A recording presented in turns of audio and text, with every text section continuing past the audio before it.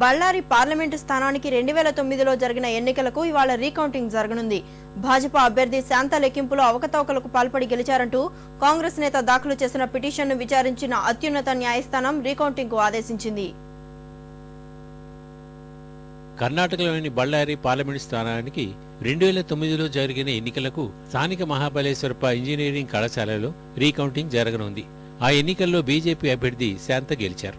Counting లో అక్రమాలకు పాల్పడ్డారంటూ కాంగ్రెస్ అభ్యర్థి హనుమంతప్ప తరపున చంద్రగౌడ అనే వ్యక్తి అత్యున్నత న్యాయస్థానంలో పిటిషన్ దాఖలు చేశారు.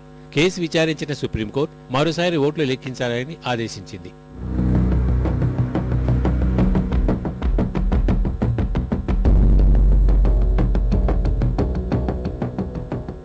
2009 ఎన్నికల్లో బీజేపీ అభ్యర్థి శాంత 2243 ఓట్ల మెజారిటీతో గెలిచారు. గాలి జనార్దన్ రెడ్డి స్నేహితుడు శ్రీరాములకు శాంత చెల్లెలు కావడం వల్ల అధికారులపై ఒత్తిడి తెచ్చారని కాంగ్రెస్ నేతలు ఆరోపించారు. 18-19 రౌండ్లు పూర్తయ్యాక డిజిటల్ తెరలపై ఓట్ల వివరాలు ప్రదర్శించలేదు. అప్పటి వరకు కాంగ్రెస్ అభ్యర్థి ఆధిక్యంలో ఉండగా చివరి 2 రౌండ్లలో ఫలితం తారుమారై బీజేపీ అభ్యర్థి గెలుపొందారని కాంగ్రెస్ నేతలు ఆరోపించారు. ఫలితంపై అనుమానాలు వ్యక్తం చేస్తూ కాంగ్రెస్ నేతలు ఓట్ల లెక్కింపు వీడియో ఫుటేజీని సుప్రీంకోర్టుకు సమర్పించారు. వాటిని పరిశీలించిన న్యాయస్థానం మరోసారి కౌంటింగ్కు ఆదేశించింది.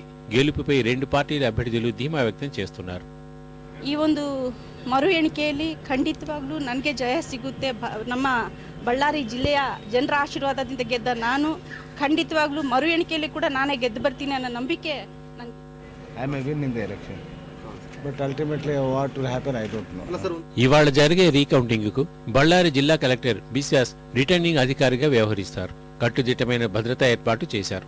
ఓట్ల లెక్కింపును మహారాష్ట్ర, జార్ఖండ్లకు చెందిన 4 సీనియర్ ఐఏఎస్ అధికారులు పర్యవేక్షిస్తారు. లెక్కింపు ప్రక్రియ పూర్తయిన తర్వాత వివరాల్ని కేంద్ర ఎన్నికల సంఘానికి పంపుతారు. ఆ తర్వాతే ఫలితాన్ని ప్రకటిస్తారు.